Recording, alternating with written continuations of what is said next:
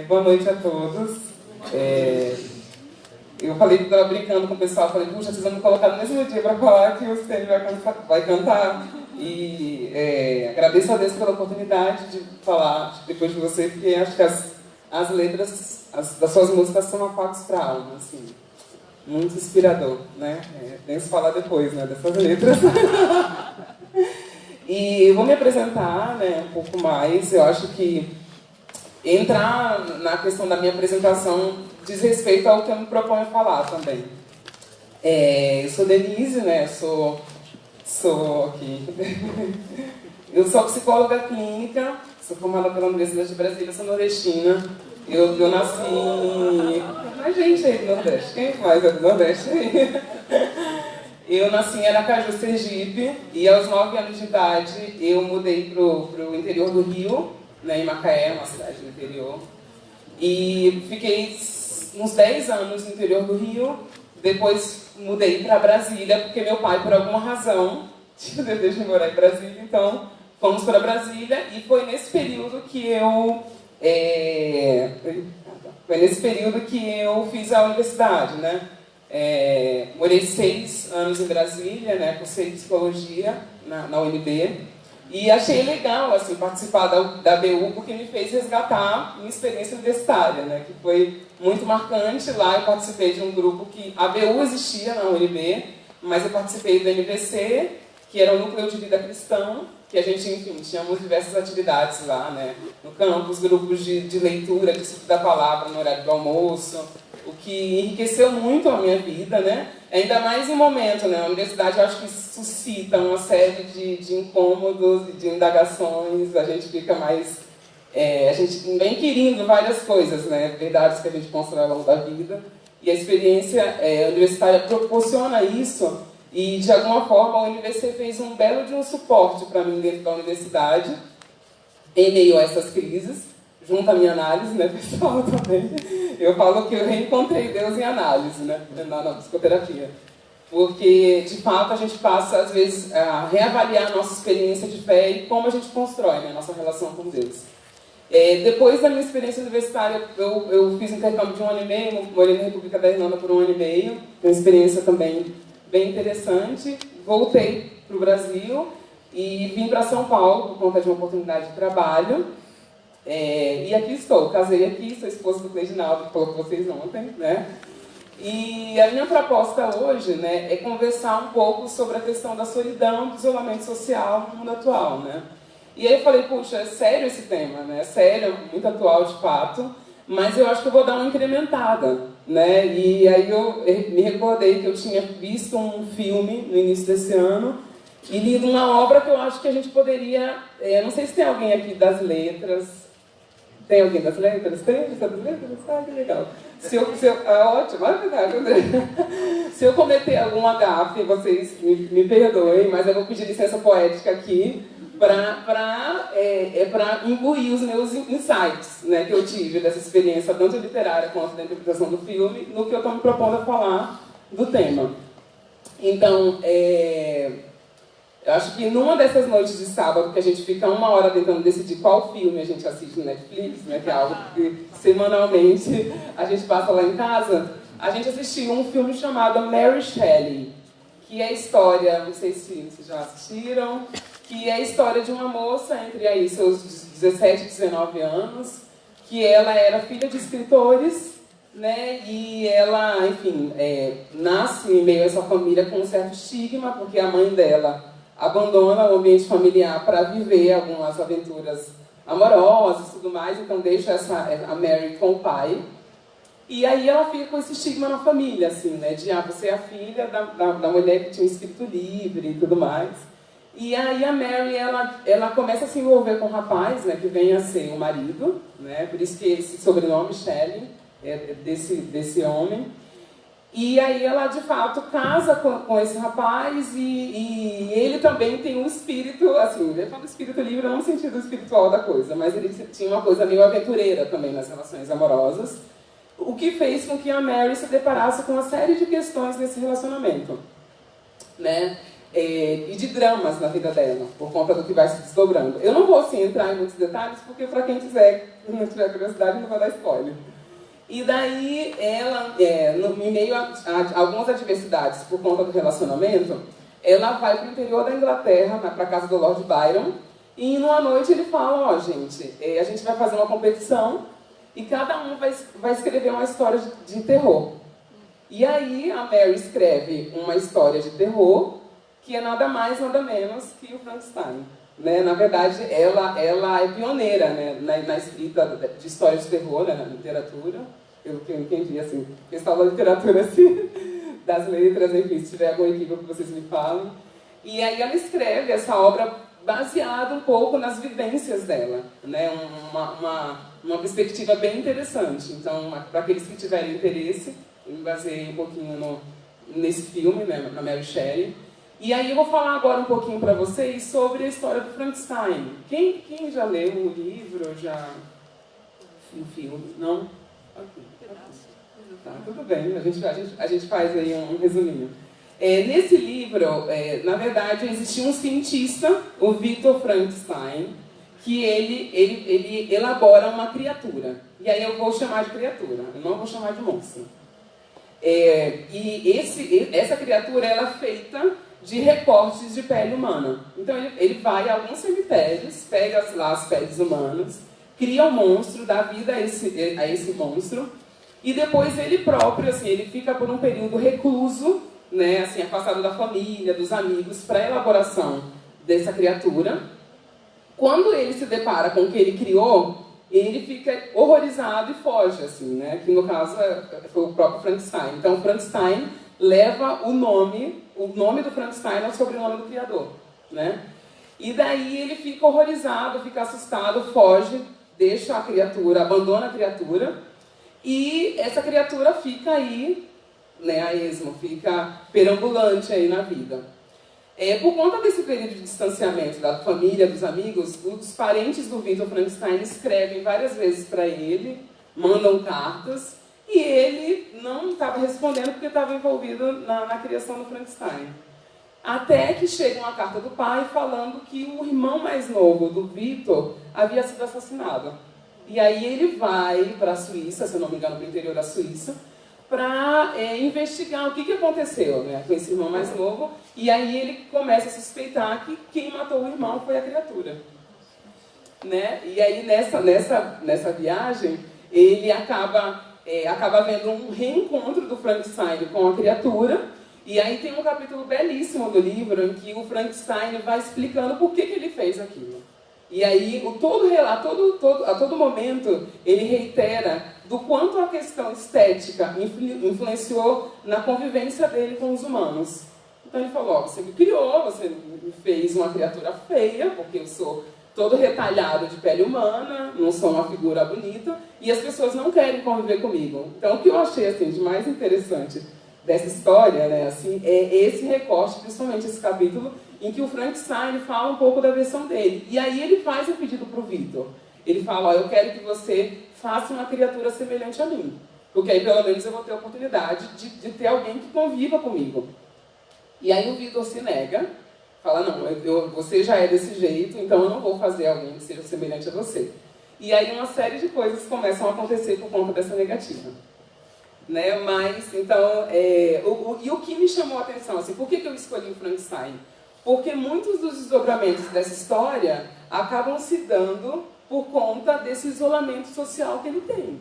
Então ele começa a fazer algumas coisas que vocês, para quem tiver interesse, ontem eu estava aqui e uma menina falou, mas caramba, Frankenstein, meu, assim, alguém me perguntou assim, o que tem naquela história, né? E tem muita coisa, né? Acho que tanto o filme quanto o livro são assim de uma delicadeza que até me causa estranheza considerar isso como uma obra de horror, exato, de terror.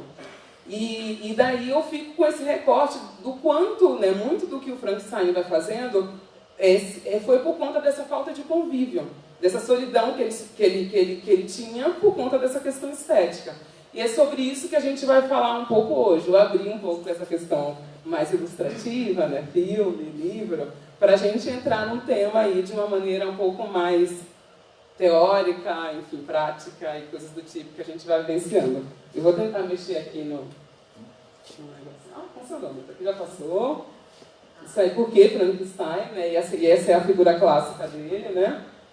E aí essa questão da solidão e dos atos, né? De como é difícil viver só, né? E quais são as consequências dessa vivência assim solo, né? Que é um pouco do que a obra retrata. Eu peguei esse conceito aqui do Albert Einstein, né? Que no hospital eles falam que a solidão é o sentir-se triste e infeliz devido ao isolamento social. Então, a questão da solidão está associada a uma falta de contato com o outro, né? Assim, a solidão está associada a essa falta de contato com o outro, e isso desperta alguns sentimentos, como o vazio, a infelicidade, a tristeza, né? E uma coisa assim que eu acho que a gente tem que ter em mente, tem que diferenciar, é um pouco uma diferença de conceitos entre solidão e solitude. Uma coisa é você falar, eu tô meio cansado hoje, eu não quero muita gente por perto, eu quero ficar quietinho. O problema é quando esse eu quero ficar quietinho tem uma durabilidade maior do que o esperado. Isso acaba, por exemplo, interferindo na tua dimensão social, na sua sociabilidade. Se você foge de pessoas, eu não aguento ouvir pessoas. A duração disso, uma coisa é você se retirar uma vez ou outra porque você quer descansar, não quer ficar um pouco mais tranquilo, né? Não quer gente falando perto de você, e outra coisa é quando isso vai se estendendo aí de uma forma por um maior tempo, impactando inclusive as suas relações sociais, né? Na semana passada, por exemplo, eu atendo na região da Vila Mariana, aqui pertinho, o consultório de 10 minutos daqui mais ou menos, e eu atendi uma moça que ela falou, olha, Elisa, eu fujo das pessoas, assim, sei lá, quando chega em determinado horário, esse horário do almoço no trabalho, eu faço de tudo para que as pessoas não me encontrem, para que eu não tenha, né, que falar com elas, que eu não tenha que conversar. Então aí a gente já está tendo um prejuízo que a gente chama de prejuízo social, né? Assim, como que ficam as conexões, né, e os laços com esse movimento de fuga. Então é diferente, né? Só para a gente discernir um pouco essa diferença entre solidão e solitude. Uma coisa é uma retirada a curto prazo, um período do dia. Outra coisa é quando isso é estendido aí por um bom período. Tá bom? E aí eu queria entrar numa parte que eu vou tentar fazer prática, não teórica, mas eu queria, assim, na clínica, o que acontece? E eu acho que talvez seja uma parte interessante de compartilhar. Na minha época de universidade, o pessoal falava, nossa, você vai fazer psicologia, você vai desviar, aquelas velhas histórias, né? E aí, de fato, assim, eu entrei numa crise, assim, de questionar um pouco, não a religião, mas a maneira como a minha relação com Deus era estruturada. E ainda tinha um outro ponto, porque a minha orientação teórica é psicanalítica. Aí o pessoal falou assim, ferrou, né? Tipo, a menina está fazendo psicologia, não dá para conciliar psicanálise e fé. E foi uma descoberta muito legal, porque, enfim, eu comecei a fazer um processo de análise, comecei a investir um pouco na minha formação, sim, e eu sou esposa de pastor, e concilio, sim, fé e psicanálise, assim, tanto como paciente, né, porque eu faço a terapia, quanto psicóloga, né, como psicanalista. Então, é possível, né, tem uma psicanalista francesa chamada Françoise Doutor, que foi um livro que foi assim, libertador para mim, nesse meu conflito. Puxa, como que eu vou conciliar as duas coisas? Que ela fez um livro chamado Os Evangelhos à Luz da Psicanálise. E aquele livro, assim, foi libertador para mim. Tipo, eu posso ser psicanalista, ser cristã e continuar com o que eu acredito. Então, essa é a minha linha teórica na clínica, né? A gente trabalha com a psicanálise. E aí eu quero convidar vocês a pensar de uma maneira um pouco oposta. Se a gente está falando de solidão, eu queria convidá-los a inverter um pouco o pensamento no sentido de, para que contato? Né? Se a gente está falando de solidão, das pessoas que se isolam, para que a gente se agrupa? Né? Que é uma condição humana, né? Esse agrupamento, né? Para que contato? E aí eu assim, trouxe até alguns livrinhos que eu estruturei minha palestra. Esse livro é um clássico, né, da psicanálise, que é o Introdução ao Narcisismo do Freud, quer dizer, um dos principais textos desse livro, A Introdução ao Narcisismo, que é um texto de 1914. Assim, gente, eu não vou entupir vocês de teoria, mas eu queria só falar de qual referencial eu estou partindo, tá bom? E aí o Freud ele vai falando, hoje em dia, eu vou só voltar em algumas coisas para a gente fazer uma retificação de conceitos que estão banalizados, né? Inclusive na psicanálise. Por quê? Quando a gente fala de narcisismo para a psicanálise, não sei se, eu acho que hoje em dia as pessoas usam muito essa palavra. Ah, não, porque fulano é narcisista, ciclano é narcisista, como aquele pessoal que vive tirando selfie e se mostrando muito. Esse conceito na psicanálise diz respeito a uma constituição subjetiva, a uma constituição de quem a gente é psiquicamente. Então, quando o Freud ele fala de narcisismo nesse texto, ele fala, quando o bebê está lá, existe uma energia psíquica que fica dentro dele ali, de alguma maneira, né, que é voltada para ele, né, em que ele tem prazer nessa questão com o próprio corpo. Então ele fala dessa energia psíquica, né, que, de novo, eu acho que existe um equívoco também, que o pessoal fala, o Freud era tarado, não sei o quê, né? Porque o que acontece? A psicanálise para Freud, ela é estruturada pela via da sexualidade. Só que, o que é o sexual para o Freud? Esse pulo o pessoal não dá. Né? Essa outra via o pessoal não fala. Né? E o sexual para o Freud não está restrito apenas ao que é genital. Né? Então ele fala, por exemplo, o bebê está lá sugando o seio da mãe, está mamando, então ele está adquirindo, ele tá tomando leite para autoconservação, para ele se manter nutrido. Mas e quando o bebê está sugando e o leite não está fazendo mais função e ele está lá sugando? Né? Então é por fome agora, já que o leite às vezes não faz a mesma função, e não, é pelo prazer da sucção. Né? Então, para o Freud, o sexual tem essa via da fonte de prazer. Então, por isso que o bebê fica... Né? Ele tem prazer na sucção. Então, para o Freud, inicialmente, essa energia sexual está voltada para o próprio eu, né? Tá para dentro. E aí depois, por exemplo, não sei se vocês já devem ter visto, não sei quem tem bebê em casa e tudo mais, os pais ficam, nossa, olha, tá rindo para mim, o bebê tá me mandando mensagem, tá dando tchau. Né? E é interessante porque, de alguma maneira, essa libido, essa sustentação, tem essa via pelo cuidador também. Por quê? Porque essa suposição de sujeito que os pais vão fazendo, olha ali, ó, o menino tá rindo pra mim, tá? E a criança, enfim, tá espasmo muscular, tá dando aquele risinho do nada, assim. E os pais estão achando que tem uma mensagem direcionada. Isso que a gente vai chamando de suposição de sujeito faz com que aquela criança se veja de uma maneira inteira. Como se fosse um ser já inteirinho. Esse investimento que os pais fazem, e aí eu vou chamar cuidador porque, enfim, criança, por exemplo, você tem crianças de abrigo que estão numa outra condição, alguém que faça essa função. Então, quando esse outro vai fazendo essa coisa, tipo, olha como o fulano ri pra mim, como ele faz isso, como faz aquilo, dá pra criança a sensação de unidade, de, puxa, eu sou inteiro, eu sou completo. Eu sou tudo para eles.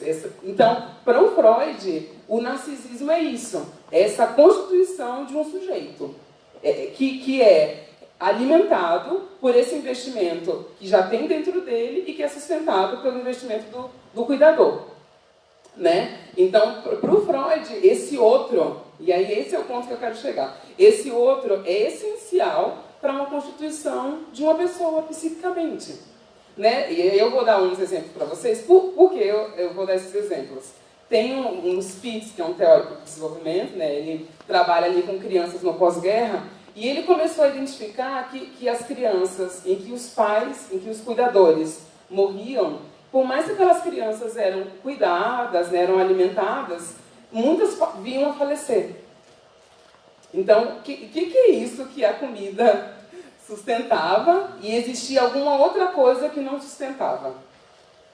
Né? Assim, não tornou essa criança ainda viva. E aí tem um outro experimento que eu não sei se é o rei Vitorino II, que ele falou, não, vamos pegar um grupo de crianças, um cuidador vai só alimentá-las, mas não vai se comunicar com essas crianças. Nenhum tipo de linguagem. E as crianças foram alimentadas e muitas também vieram a morrer. por conta dessa falta de investimento. Esse investimento que a gente fala, não dá para ser só... Não é só comida, né, gente? Não é aquela música, a gente não quer só comida, a gente quer, né? Que é um pouco dessa outra coisa que também nos sustenta. Então, para o Freud, o narcisismo vem um pouco por essa via. E por que eu estou viajando tanto? Assim, vou parar de falar um pouco sobre essa questão teórica, porque é algo que eu gosto bastante. Mas o que eu quero destacar para vocês é essa relevância de um outro que nos constitui, que auxilia na nossa constituição. Então, eu tenho um outro que faz um suporte para que eu consiga me constituir. E aí, falando de solidão, que outro tem aí? E como que fica a sustentação de alguém que fica durante muito tempo nesse lugar, sem esse contato, sem esse afeto, sem essa troca? Como que sustenta? O que vocês acham? Como que fica a sustentação desse eu, desse sujeito? Tem alguma ideia aí? Tá ocorrendo um fenômeno, se não me engano, na China, dos hikikomores. Não sei se já ouviram falar, que são pessoas que evitam todo tipo de contato assim, com o humano e ficam, às vezes, 3, 4, 5 anos trancados no quarto sem qualquer tipo de possibilidade assim, de contato com o humano. Né? Então, eu acho que é algo que, de fato, a gente tem entrado em contato aí, né, desses isolamentos que são mais extremos. É um fenômeno que eu acho que está chegando na Inglaterra também. E a gente tem que ficar divertido, né? Assim, como que estão os nossos laços, né? Como que a gente está se relacionando.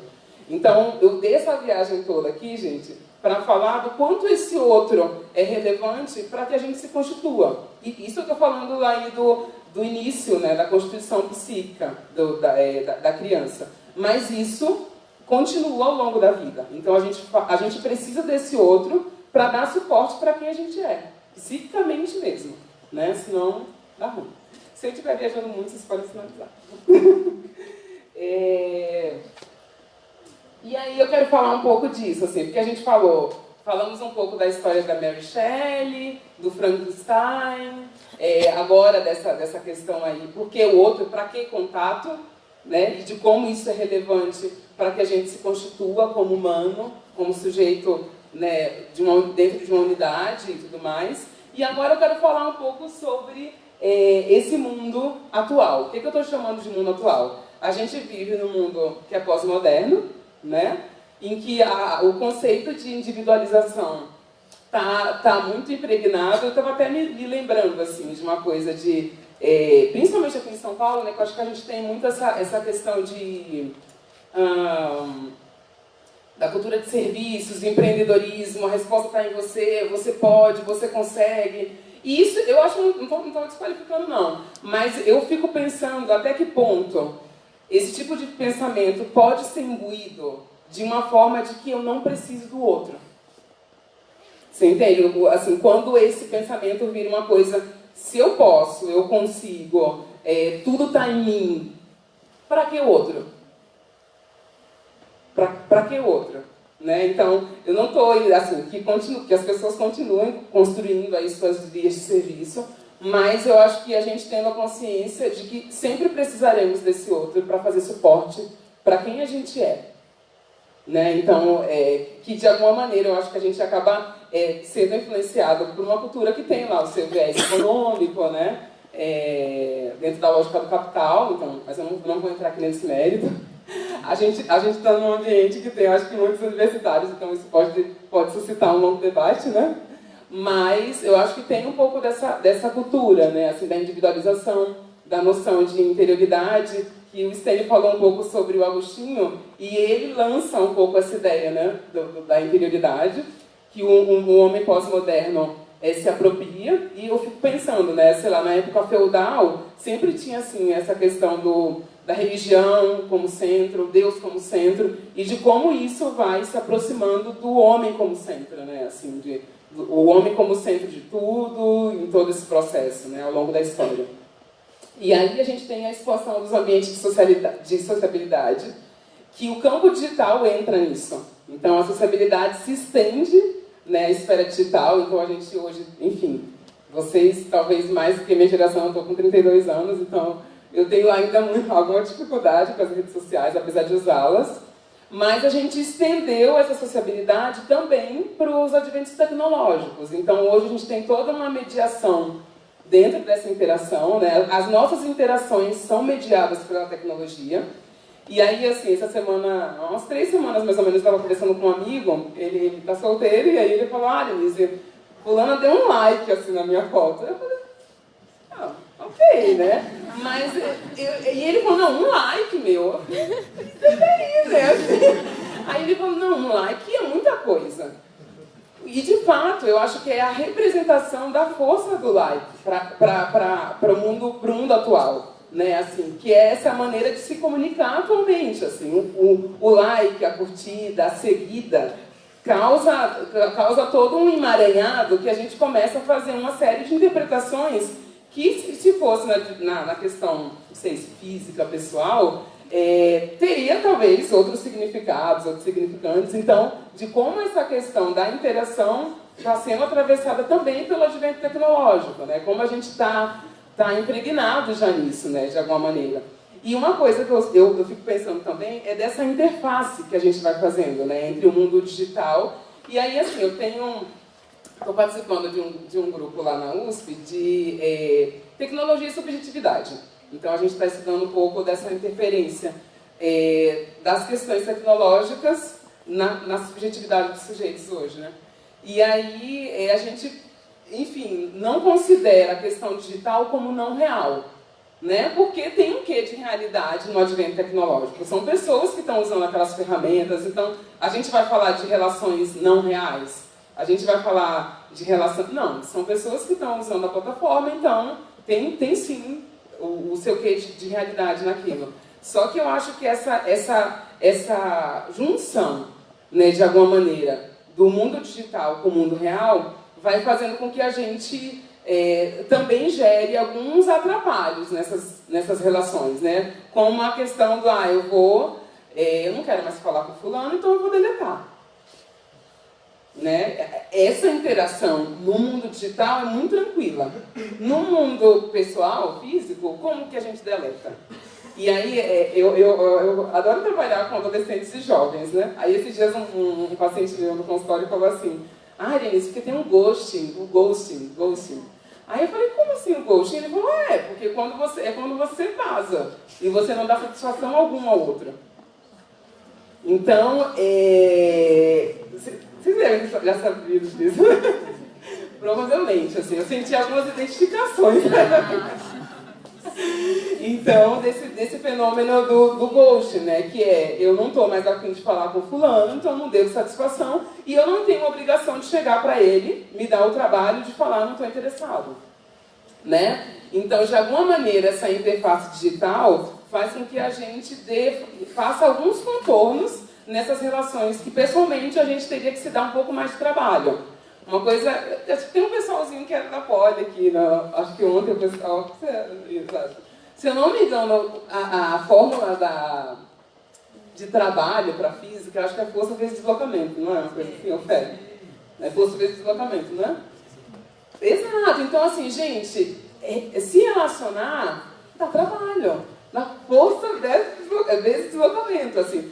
Né? E aí, eu acho que com o advento da tecnologia, às vezes a gente quer se furtar desse lugar, de mediar, de conversar com o outro, né? De sentar, tipo, olha, eu não estou interessado, eu estou interessado, de levar um toco.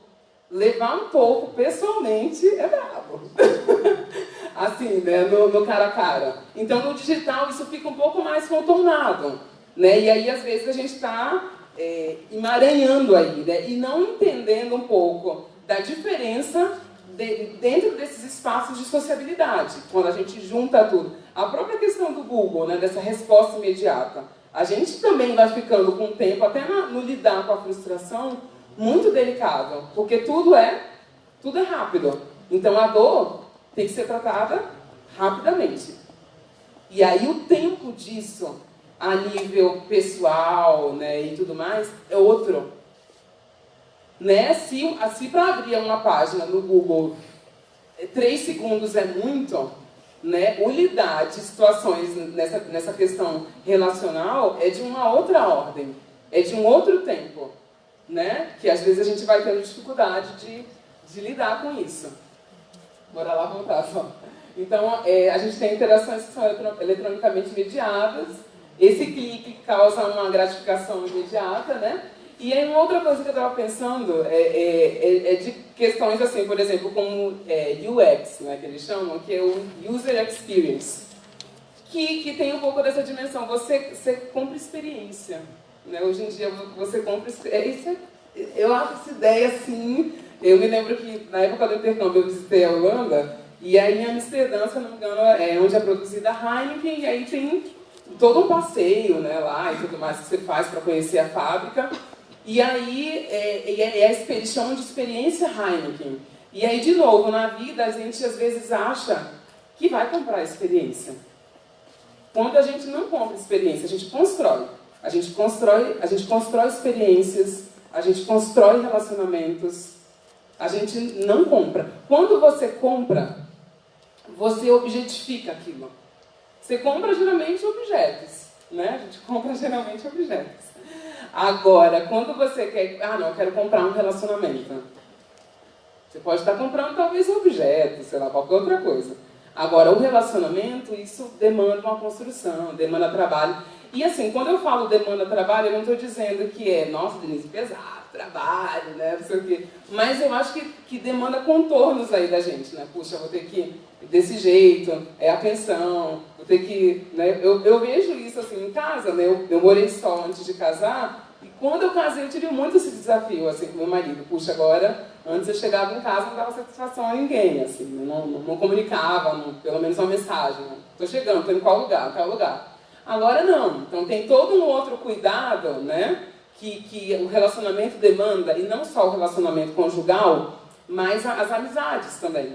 Uma coisa que eu acho muito interessante no Facebook, e os caras são sagazes, essa galera de tecnologia, eu não sei quem era a tecnologia aqui, deve ter uma cabeçada. Mas assim, por exemplo, o Facebook, você tem amigos. Olha a ideia, Luiz, né? Então eu tenho 450 amigos.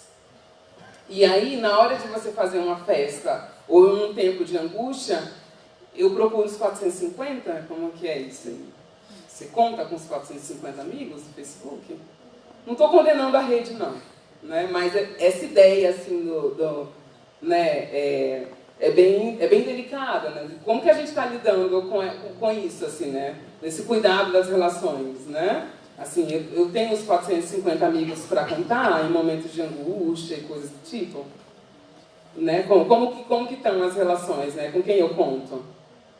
Né? Então, eu acho que tudo isso faz parte dessa configuração pós-moderna, que a gente tem que aprender a discernir, né? Como que isso vai se dar no mundo digital e como isso se dá no mundo das relações, que tem um outro tempo, tem um outro momento, tem um outro cuidado. E aí, ainda falando não só sobre a pós-modernidade, o Bauman ele fala muito sobre isso, né? no Amor Líquido, que é esse livrinho aqui.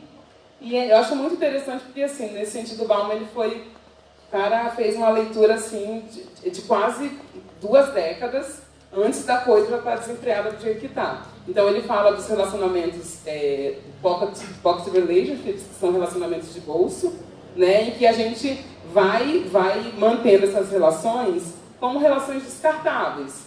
Então, tipo, não estou interessado nesse, não vou dar satisfação, bora outro. Né? E às vezes sem fechar esses ciclos, né? Tratando o outro, às vezes, numa relação um pouco mais objetal, né? Que eu acho que é esse cuidado que a gente tem que ter. E aí eu fiquei pensando, né, nesse ponto do vale a pena se conectar? Que tipo de conexão a gente está fazendo com o outro? É a mesma do Google? Que tipo de conexão a gente está fazendo com o outro? É a da velocidade do Google, das redes sociais? Que tipo de conexão a gente está fazendo com o outro? Tem alguma ideia aí, né? Que tipo de... Eu estava vendo hoje um post do Júlio, da questão do isolamento social, né? Assim, de você tentar sanar um pouco isso com esse movimento de cafés, né? De conversas. Steven Tinker. Isso, exato. Mas é uma coisa que eu fico pensando, né? Do quanto uma experiência de um café demanda da gente estar conectado com aquele outro, né? Uma disponibilidade de ouvir, de pensar, de responder, e às vezes a gente está escutando, mas não está ouvindo. A gente está olhando, mas a gente não está vendo. Porque o nosso pensamento está tão acelerado, está tão em outras coisas, que o café fica efêmero. Né? Assim, eu acho que dessa disposição e da disponibilidade de estar com o outro, isso a gente vai chamando de uma conexão. E aí eu acho que a gente tem que diferenciar um pouco dessa conexão digital e dessa conexão relacional. Né? Que eu acho que a gente está passando por uma fase um pouco de... Fico pensando do quanto a gente está enredado, e aí em redes, né, mesmo, assim, como nunca tivemos tanto em redes e tão afrouxados a nível de laço. Né? Assim, beira uma incoerência, né? Porque você fala, nossa... E aí eu não estou, assim, gente, de forma alguma, eu gosto muito da tecnologia, eu acho fenomenal, assim, a ideia, mas eu fico pensando do quanto os efeitos, né, de como a gente vai se apropriando disso e imbuindo isso também na nossa relação, na nossa dimensão relacional, né? Então a gente estamos extremamente enredados em comunidades, em grupos, mas extremamente desconectados dessa relação com o outro, porque quando a gente está com o outro, a gente é isso, né? Escuta, mas não ouve. Esses dias eu estava até pensando, né? Uma colega estava falando, nossa, mas eu acho que meu sobrinho é imperativo, o menino corre, não sei o quê. Aí eu falei, acho que ele tem TDAH. Aí eu falei, mas como assim vocês não queiram que as crianças também não estejam do jeito que a gente também está?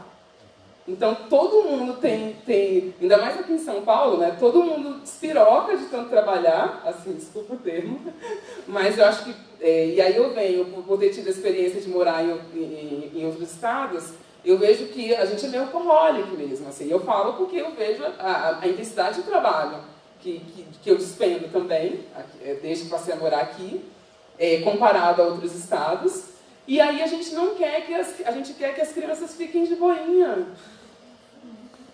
Não, gente, elas vão acabar, a criança às vezes acaba aprendendo muito pelo exemplo, elas vão ficar aceleradas também. E aí depois a gente fala que é TDAH, assim, tipo assim, tô condenando, mas tem uma dimensão que é muito social nisso. Né? Acho que a gente não pode descartar e perder isso de vista. Então essa é a configuração aí de um mundo pós-moderno, que está extremamente enredado, mas totalmente com um afrouxamento nos laços sociais, né?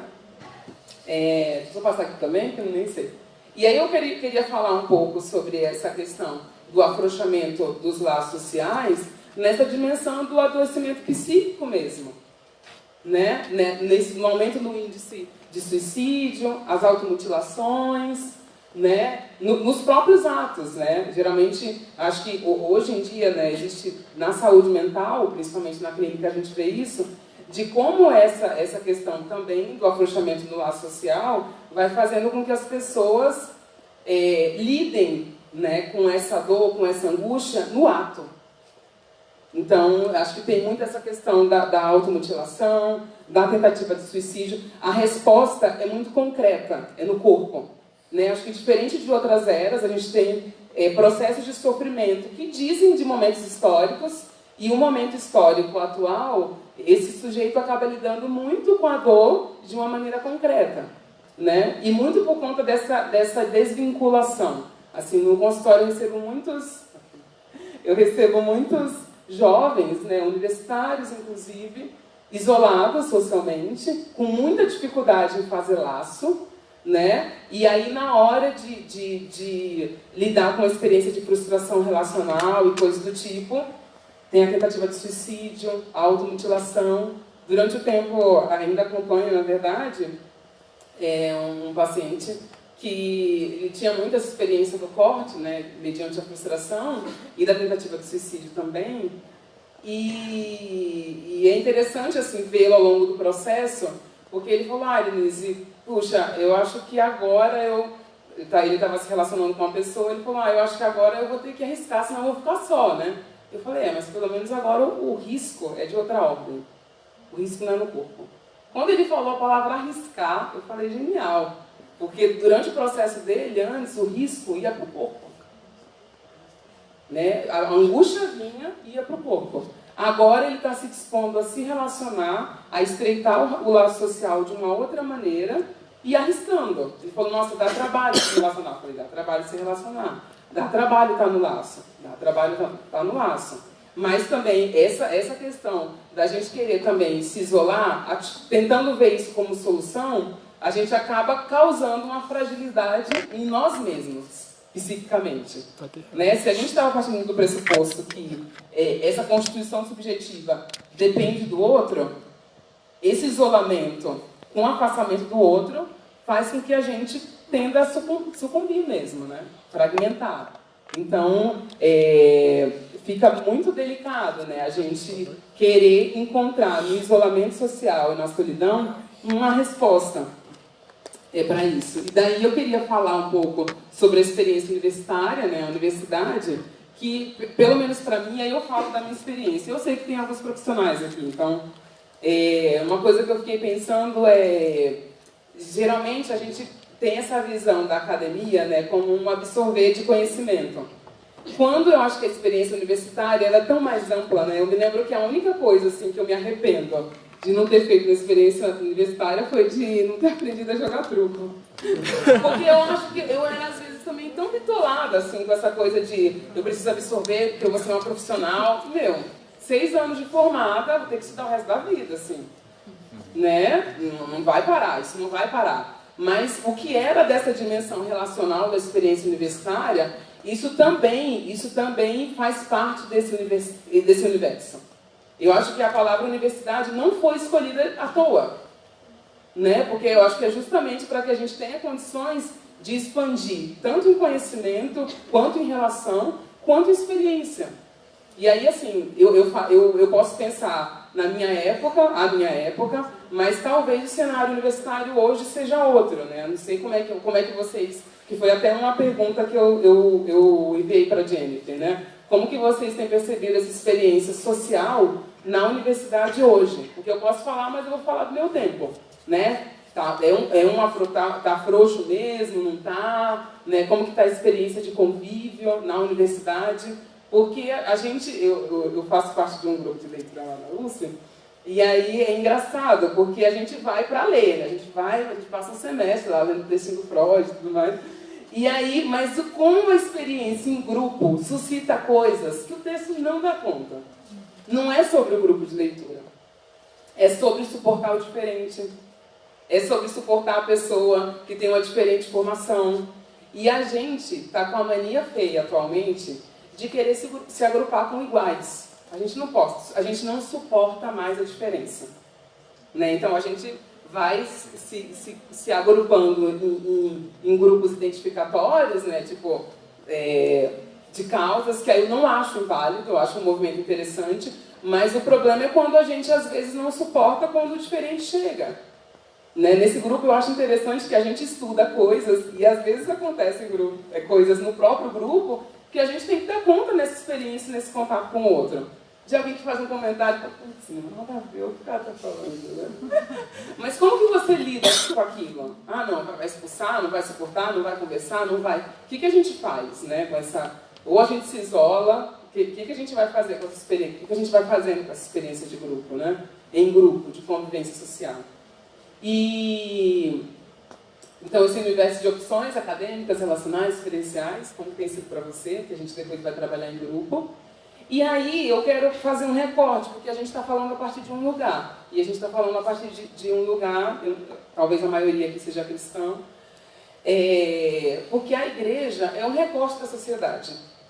Né? A gente acha que a gente não pode... E isso deve provavelmente estar chegando nas igrejas, ou nos centros de convivência aí de cristãos. Né? Como que a gente está lidando com essa questão do laço nas igrejas? E por que eu estou levantando esse ponto? Porque cada vez mais a gente tem, por exemplo, igrejas que fazem transmissão dos cultos online, e as pessoas, eu acho que têm cada vez mais aderido bastante, né, essa ideia, que é muito legal, principalmente numa cidade como São Paulo. A gente se desloca tanto que chega uma hora que você quer ficar em casa. Mas como que fica a experiência do encontro, quando a gente fala da questão do congregado, encontrar o outro, de conviver quando está cada um na sua casa assistindo o culto online. Eu não estou condenando, gente, eu assisti o culto online, mas eu estou questionando como que fica a experiência do encontro. Porque senão a gente vai ficar ilhado. E como que fica a experiência do congregar, do que a Bíblia vai falando sobre o congregar, sobre o estar junto, sobre o conviver, dentro dessa perspectiva. Porque essa é uma realidade para a gente hoje também. Né? E aí eu não estou falando necessariamente de uma instituição religiosa, mas da experiência do encontro. Você encontra com as pessoas, você fala, você conversa, como que está ficando isso? Inclusive com o advento tecnológico, usando o advento tecnológico. Como que a gente se apropria para estar perto? Né? Eu estava lendo um artigo hoje que a moça ela fala um pouco disso. Né? Com o Facebook, o Instagram, você reencontra pessoas que há muito tempo você não via e de como a gente vai se distanciando das pessoas que estão perto. Né? Tipo, olha que ótimo, encontrei fulano que eu não vi há 20 anos. Mas do quanto às vezes a gente vai criando um distanciamento das pessoas que estão próximas, né? Inclusive no cultivo disso. Né? Então, eu me recordei, assim, foi até um capítulo que meu marido recentemente pregou lá no café, que diz o seguinte, né? O Eclesiastes, né? Capítulo 4, versículos do 9 a 12. Melhor é serem dois do que um, porque tem melhor paga do seu trabalho. Porque se um cair, o outro levanta seu companheiro.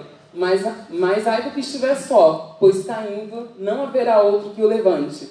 Também, se dois dormirem juntos, eles se aquentarão, mas um só, como se aquentará? E se alguém prevalecer contra um, os dois lhe resistirão. E o cordão de 3 dobras não se quebra tão depressa.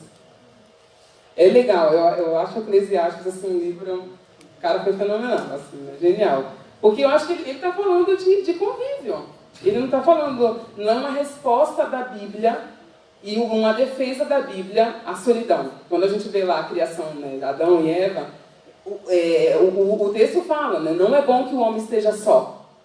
Por que será que o próprio Deus, né, foi falando, e não defendendo a experiência da solidão? Isso é muito bacana, assim, né? E eu acho que, de alguma maneira, vai ao encontro do que a gente vai pensando, né? Do que é do mundo atual, dessa experiência de solidão, dos atos que isso geram, e um convite a nós para que a gente comece a se dar conta se a gente está ilhado, se estamos ilhados, ou se estamos nos agrupando, inclusive por meio das redes. Assim, eu não demonizo, não, acho muito bacana, mas se a gente tenta se aproximar desse outro, inclusive por meio das mídias, né? Chamando para ter uma conversa, né? Tentando estar presente, né? Que eu acho que é terminando. Que é um desafio para a gente, né? Desacelerar esses dias. Eu estou fazendo acupuntura, e aí eu estava pensando, falei, caramba, eu tive que enfim, tentar pensar num tratamento para parar um pouco, para ver se eu dou conta de parar um pouco, de desacelerar. Né? E é esse ponto que a gente está. E aí, de forma que, às vezes, a gente não consegue se conectar com o outro, porque está com a cabeça no trabalho, porque não consegue ouvir, porque está a todo momento acelerado. Então, eu acho que essa é uma tentativa minha de convidá-los, eu acho que a rever aí, né? Como que está a sua rede, e aí como que está a sua rede, seja digital, de amigos, o seu contato com o outro, né? a sua disposição e disponibilidade em estar com o outro, ou se a gente está tentando escolher, às vezes, como defesa, a solidão, para não ter que não se dar o trabalho de investir nas relações. E só lembrando que investir nas relações é investir em você mesmo. Acho que é isso, gente. Desculpa muito falar aí, eu acho que é isso.